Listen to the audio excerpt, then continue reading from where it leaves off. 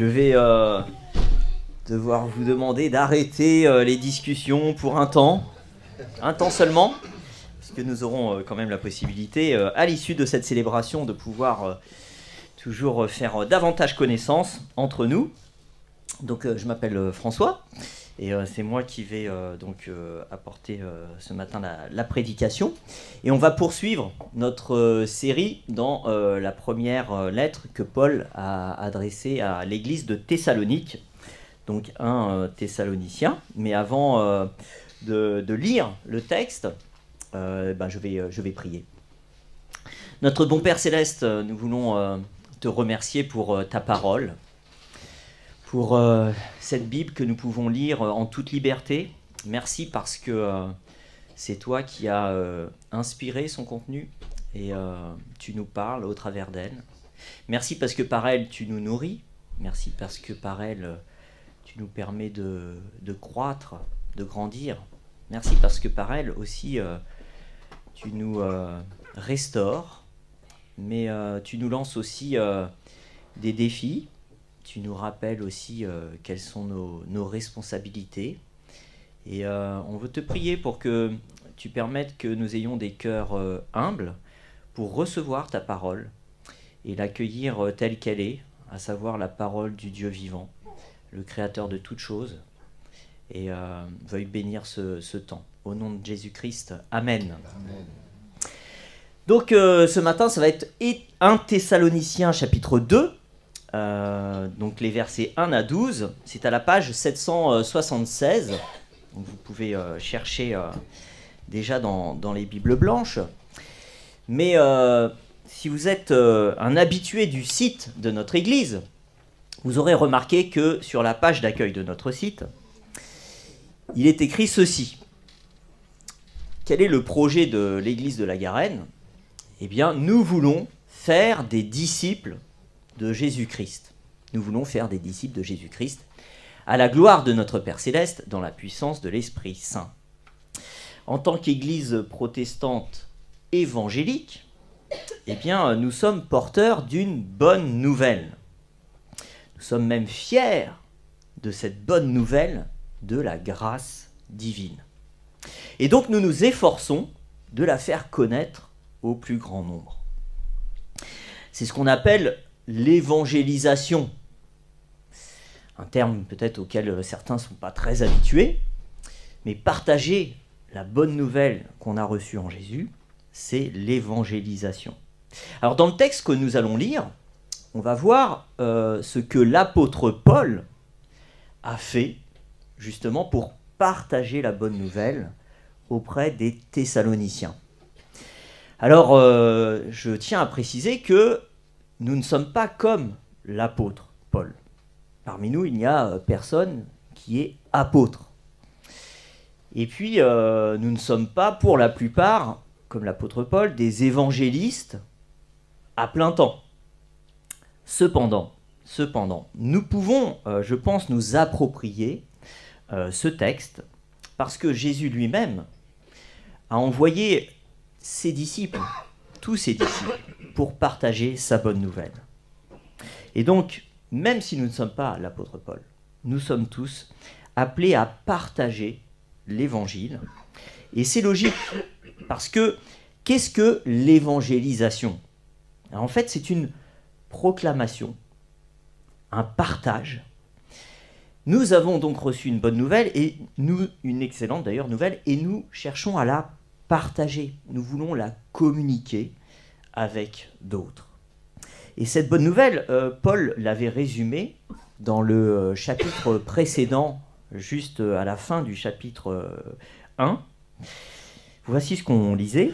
« Dieu nous appelle à le servir et à attendre du ciel son Fils qu'il a ressuscité, Jésus, celui qui nous délivre de la colère à venir. » La bonne nouvelle, c'est cette délivrance. Et nous allons y revenir par la suite. Et donc c'est cette bonne nouvelle que nous devons transmettre. Alors la question qu'on peut se poser, c'est justement comment transmettre l'évangile ? Comment le faire d'une manière qui plaise à Dieu ? Eh bien dans ce passage que nous allons maintenant lire, Paul, en racontant son expérience d'évangéliste à Thessalonique, va nous donner justement des bonnes pratiques en la matière. Alors je vous invite à lire donc page 776 à partir du verset 1 du chapitre 2. Voici ce que nous dit l'apôtre Paul. « Vous savez vous-même, frères et sœurs, que notre arrivée chez vous n'a pas été sans résultat. Après avoir souffert et avoir été maltraités à Philippe, comme vous le savez, nous avons pris de l'assurance en notre Dieu pour vous annoncer l'évangile de Dieu à travers bien des combats.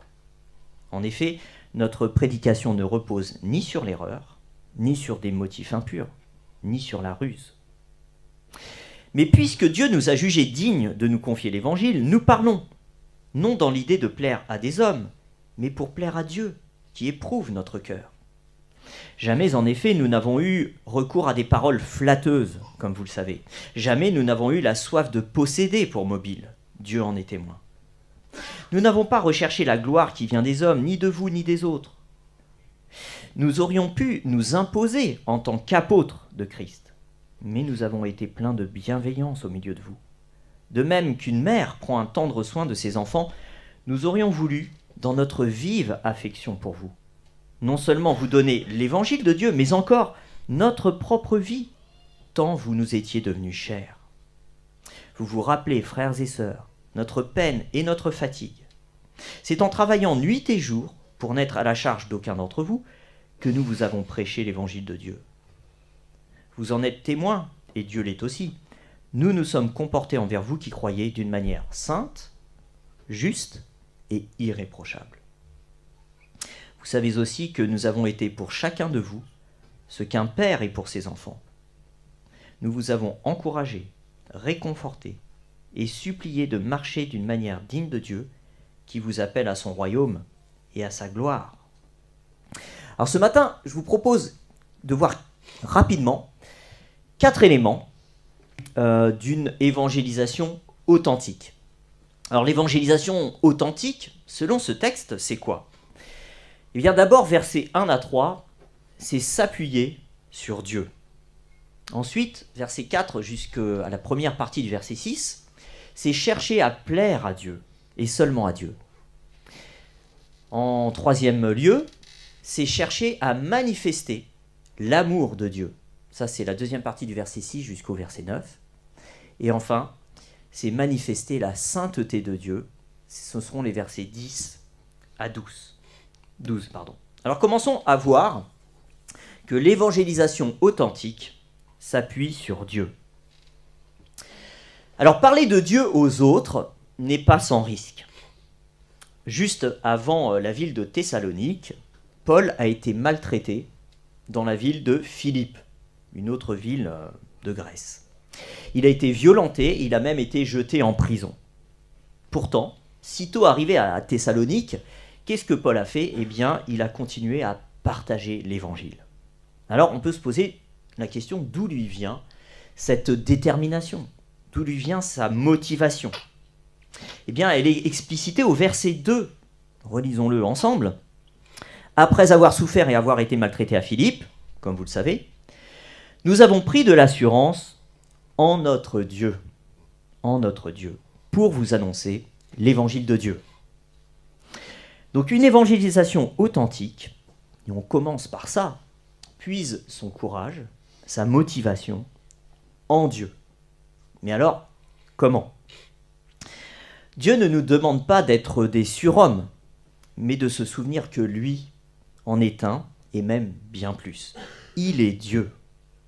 Et donc, même si en évangélisant, nous subirons parfois le désintérêt, les moqueries, l'opposition, eh bien, pour reprendre courage, il faut passer du temps avec Dieu. Passer du temps avec Dieu dans la prière, passer du temps avec Dieu dans la lecture de la Bible. Parce que nous redécouvrirons les prodiges qu'il a accomplis, et cela nous convaincra de sa puissance. Donc, s'appuyer sur Dieu, c'est reprendre ses forces en Dieu et s'appuyer uniquement sur Dieu pour trouver sa motivation. Mais au verset 3, on voit que s'appuyer sur Dieu, c'est aussi être vrai. Verset 3, « Notre prédication ne repose ni sur l'erreur, ni sur des motifs impurs, ni sur la ruse. Si on s'appuie vraiment sur Dieu, on n'a pas besoin de ruse, encore moins de manipulation mentale. Nos motifs doivent être purs et nos méthodes doivent être honnêtes. Affirmer à un malade qu'il sera guéri s'il se convertit, c'est un mensonge. Prétendre qu'avec Dieu dans sa vie, tout sera rose, les soucis du quotidien disparaîtront, c'est un mensonge. En fait, ce genre de procédé témoigne surtout d'un manque de confiance en Dieu. C'est chercher à convertir l'autre par nos propres moyens. Or, s'appuyer sur Dieu, c'est lui abandonner le soin de convertir les cœurs. Dieu seul touche les cœurs. S'appuyer sur Dieu. Ensuite, deuxième aspect d'une authentique évangélisation, chercher à plaire à Dieu et uniquement à Dieu. Et relisons les versets 4 jusqu'au début du verset 6. Mais puisque Dieu nous a jugés dignes de nous confier l'évangile, nous parlons, non dans l'idée de plaire à des hommes, mais pour plaire à Dieu, qui éprouve notre cœur. Jamais, en effet, nous n'avons eu recours à des paroles flatteuses, comme vous le savez. Jamais nous n'avons eu la soif de posséder pour mobile. Dieu en est témoin. Nous n'avons pas recherché la gloire qui vient des hommes, ni de vous, ni des autres. Plaire à Dieu. Alors notre société est marquée par le politiquement correct, et on a tendance tous à courir après l'approbation des autres. On court après des likes. On est soucieux de présenter une belle image de nous-mêmes. Tout simplement parce qu'on a tous envie d'être appréciés, d'être acceptés. Et c'est normal. Mais cela ne doit pas se faire au détriment de la vérité, nous dit Paul. Paul, lui, veut avant tout plaire à Dieu. Mais alors, la question se pose, comment plaire à Dieu? Eh bien, en parlant. C'est-à-dire en proclamant l'évangile. C'est le verset 4. Puisque Dieu nous a jugés dignes de nous confier l'évangile, nous parlons pour plaire à Dieu. Et donc cela souligne l'importance de ce qu'on appelle la proclamation. L'évangile doit être dit. Et notons bien que les actes ne remplacent pas les paroles. Ils les accompagnent. Alors on peut se poser la question, qu'est-ce qui nous empêche parfois de parler, de dire à nos voisins, à nos collègues, à nos amis l'évangile? Je pense que parfois ça peut être nos priorités. On a toutes nos activités sur les réseaux sociaux, on a nos cours de guitare, on a nos fêtes entre potes, et donc on n'a plus le temps. Mais en fait, ce n'est pas un problème de temps. Parce que dans toutes ces activités, je peux partager l'évangile avec les autres. Une question de priorité, ou parfois c'est la peur, il faut bien le reconnaître, qui nous empêche de parler. Alors Paul risquait la mort, d'ailleurs il a fini par la trouver, mais nous, on a peur pour, surtout je pense, notre image. Peur de sortir du rang, peur du rejet. Alors, à la rigueur, on parle des aspects consensuels de l'évangile. Par exemple, l'engagement social du chrétien est rarement critiqué. Mais briller dans un dîner en parlant de la croix, c'est plus dur. Pour plaire à Dieu, nous devons parler, mais pas pour dire n'importe quoi. Au verset 4, Paul rappelle que l'évangile lui a été confié par Dieu. Cela signifie que le contenu du message appartient à Dieu. Il en confie la proclamation aux hommes. Mais à charge pour ces derniers de dire tout l'évangile et rien que l'évangile. Alors, déjà, est-ce que nous présentons l'évangile? Et si oui, est-ce que nous présentons l'évangile fidèlement?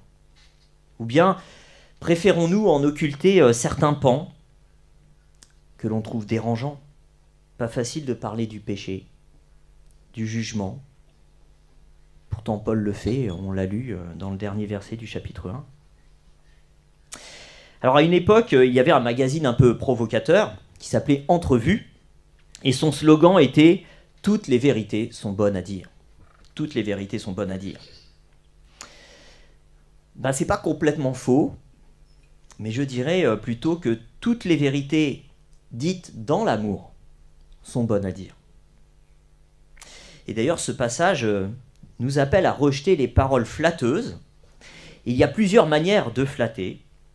Or, présenter l'évangile sans parler, par exemple, du péché, en est une, il me semble.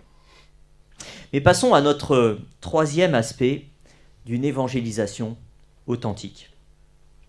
S'appuyer sur Dieu, chercher à plaire à Dieu, mais aussi l'évangélisation authentique manifeste l'amour de Dieu. Et ça, c'est la deuxième partie du verset 6 jusqu'au verset 9. Je vous invite à les relire. Nous aurions pu nous imposer en tant qu'apôtres de Christ, mais nous avons été pleins de bienveillance au milieu de vous.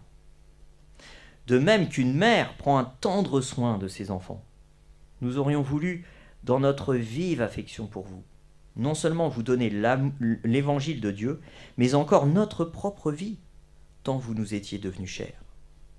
Vous vous rappelez, frères et sœurs, notre peine et notre fatigue, c'est en travaillant nuit et jour, pour n'être à la charge d'aucun d'entre vous, que nous vous avons prêché l'évangile de Dieu. Alors là, on a des termes quand même très forts. Paul parle de sa vive affection pour les Thessaloniciens, il évoque l'amour maternel. Donc c'est des termes très forts et ils sont importants. On voit là que l'évangélisation n'est pas la froide transmission d'une nouvelle. Elle n'est pas la proclamation impersonnelle d'un message. En fait, nous ne sommes pas des espèces de messageries évangéliques. Vous avez un nouveau message de Dieu. Si vous souhaitez l'écouter, tapez 1. Si vous souhaitez le supprimer, tapez 2. Et voilà. Non. Nous représentons Dieu dans ce monde. Or, Dieu est amour. Dieu a tant aimé le monde qu'il a donné son propre Fils. Paul a tant aimé les Thessaloniciens qu'il était prêt à donner sa vie pour eux. Et donc l'évangélisation est avant tout un acte d'amour. Amour pour Dieu, en lui obéissant, et amour pour les autres, en leur partageant ce que nous avons de plus cher. Un amour qui peut aller jusqu'à donner sa vie. Alors, forcément, quand on dit ça, on voit tout de suite les arènes, les lions, la mise à mort. Mais donner sa vie, c'est souvent une multitude de petits sacrifices, modestes, mais quotidiens. C'est d'ailleurs ce qu'a fait Paul. Ce n'est pas qu'une affaire de sentiments. Paul a plutôt fait dans le concret. Il nous dit qu'il a travaillé nuit et jour pour ne pas être à la charge financière de l'Église. Paul, en fait, a travaillé, en plus de son ministère d'évangéliste, pour éviter de dépendre des autres. En tant qu'ouvrier de Dieu, il aurait pu exiger un soutien financier. D'ailleurs, par exemple, il avait accepté le don de l'église de Philippe. Mais là, pour montrer l'exemple, il a préféré sacrifier ce droit. Alors, un autre aspect important, qui est toujours en lien avec l'amour, c'est le verset 6. Il nous dit « Nous aurions pu nous imposer en tant qu'apôtres de Christ, mais nous avons été pleins de bienveillance au milieu de vous. » Et donc on voit que Paul a usé de bienveillance plutôt que d'autorité. Ce qui nous montre que l'évangélisation est aussi une affaire de douceur, de respect de l'autre. Alors malheureusement, il faut bien reconnaître que certaines personnes évangélisent avec la sensibilité d'un bulldozer. Mais on ne doit pas forcer l'autre. On ne doit pas imposer une conversion. La foi est une rencontre personnelle entre un individu et Dieu. Et donc, il ne s'agit pas de vouloir soumettre l'autre, mais de l'aimer comme Dieu nous aime. Alors, terminons avec notre dernier aspect d'une évangélisation authentique. On a vu s'appuyer sur Dieu, chercher à plaire à Dieu, manifester l'amour de Dieu, et enfin, manifester la sainteté de Dieu. C'est les versets 10 à 12. Je les relis. Vous en êtes témoins, et Dieu l'est aussi. Nous nous sommes comportés envers vous qui croyez d'une manière sainte, juste et irréprochable. Vous savez aussi que nous avons été pour chacun de vous ce qu'un père est pour ses enfants. Nous vous avons encouragé, réconforté et supplié de marcher d'une manière digne de Dieu qui vous appelle à son royaume et à sa gloire. En parenthèse, pour tous les papas ici, on a une belle image de ce qu'un père devrait être pour ses enfants. Je ferme la parenthèse. Alors, nous avons dit que l'évangélisation est d'abord une proclamation. Mais il faut aussi des actes. Les paroles sont primordiales, mais sans les actes, elles sont dépréciées. Verset 10, nous nous sommes comportés d'une manière sainte, juste et irréprochable. L'évangélisation, c'est chercher à vivre ce qu'on proclame. Une vie sainte montre la puissance de l'évangile, montre que c'est un message qui transforme des vies. Mais on le voit ici, il s'agit aussi d'assurer le service après-vente. Verset 12. Nous vous avons encouragé, réconforté et supplié de marcher d'une manière digne de Dieu. Une fois qu'une personne a donné sa vie au Seigneur, eh bien on continue. On l'encourage à persévérer, à vivre ce qu'elle croit désormais. Parce que, en fait, c'est le seul moyen de s'assurer que sa foi est réelle. La foi et l'obéissance, la foi et la sanctification sont indissociables. Tout comme la foi et la persévérance. Et cet accompagnement se fait dans et par l'Église. C'est un travail mutuel, un travail collectif. Alors il est temps de conclure. Voilà à quoi ressemble l'évangélisation selon Dieu. Elle s'appuie uniquement sur lui. Elle se vit pour lui faire plaisir. Elle consiste à aimer les autres comme lui-même nous a aimés. Et elle consiste à vivre une vie cohérente avec ce que l'on prêche. Mais quel est l'enjeu ? Partager la bonne nouvelle, est-ce bien utile ? Alors il se trouve que la bonne nouvelle n'est pas seulement une bonne nouvelle, pas seulement une info qu'on communique à quelqu'un, un tuyau. Non. La Bible nous dit que la bonne nouvelle, c'est la puissance de Dieu pour sauver. Sauver tous ceux qui croient que l'Évangile est la vérité, qui se repentent de leurs péchés et qui désormais suivent Jésus. Et donc l'enjeu est capital, l'enjeu est vital. Il s'agit du salut et du salut éternel. Souvenez-vous du passage précédent, il se terminait ainsi, chapitre 1, verset 10, « Pour attendre du ciel son Fils qu'il a ressuscité Jésus, celui qui nous délivre de la colère à venir. » Cette bonne nouvelle que nous proclamons, que nous partageons, est l'unique moyen pour échapper à la colère à venir. Cette juste colère de Dieu envers notre rébellion. Alors oui, le partage, mais aussi l'acceptation de l'Évangile, de la bonne nouvelle de Jésus, sont essentiels. Même si, reconnaissons-le, proclamer l'Évangile n'est pas facile. Et je terminerai avec cela. Verset 2. Après avoir souffert et avoir été maltraité à Philippe, Paul a proclamé l'Évangile et cela lui a coûté cher. Au chapitre 1, verset 6, on lisait « Vous-même, donc on parle ici des Thessaloniciens, vous êtes devenus nos imitateurs et ceux du Seigneur en accueillant la parole au milieu de grandes difficultés. » Les Thessaloniciens ont accueilli la bonne nouvelle et cela leur a coûté cher. Alors qu'en est-il de nous ? Notre contexte semble différent de celui de l'apôtre Paul. Notre société se veut libre et tolérante, et reconnaissons que nous jouissons d'une vraie liberté pour partager notre foi. Merci Seigneur. Mais en réalité, souvenons-nous que le monde qui nous entoure n'est pas spirituellement neutre.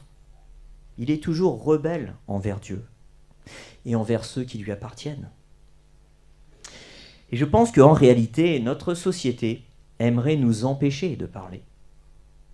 Parler de l'Évangile serait du prosélytisme agressif. Ça menacerait la sainte laïcité. Croire qu'il existe une seule vérité, c'est prétentieux, c'est intolérant. Et donc, nous subissons aussi l'opposition, le mépris, parfois les moqueries, en tout cas une forme de marginalisation. En fait, je pense que notre monde s'oppose toujours autant à l'Évangile. Mais cela ne doit pas nous troubler. En fait, si le monde nous laisse en paix, c'est peut-être là que nous devrions nous inquiéter.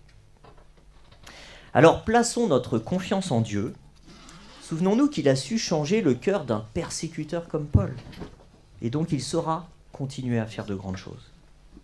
Et mobilisons-nous pour proclamer, pour partager la bonne nouvelle de Jésus-Christ. En tant qu'Église, mais aussi chacun en tant qu'individu. Parce que cette bonne nouvelle continue. Dieu veut continuer à se servir de sa parole pour toucher des cœurs, pour les changer. Je vous invite à prier. Notre bon Père Céleste, nous voulons te remercier pour ton évangile, pour cette formidable nouvelle. Tu as envoyé ton propre Fils pour mourir à notre place. C'est bien son sacrifice à la croix qui nous délivre définitivement de ta colère. Alors dans ta grâce, nous voulons te demander de nous utiliser pour proclamer ce message. Là où tu nous as placés, que nos paroles disent qui tu es, ce que tu as fait, que nos actes reflètent ton amour, ta sainteté. Par ta puissance, nous voulons te demander d'utiliser nos faibles moyens afin de ramener à toi encore un grand nombre de personnes. Au nom de Jésus-Christ. Amen. Amen.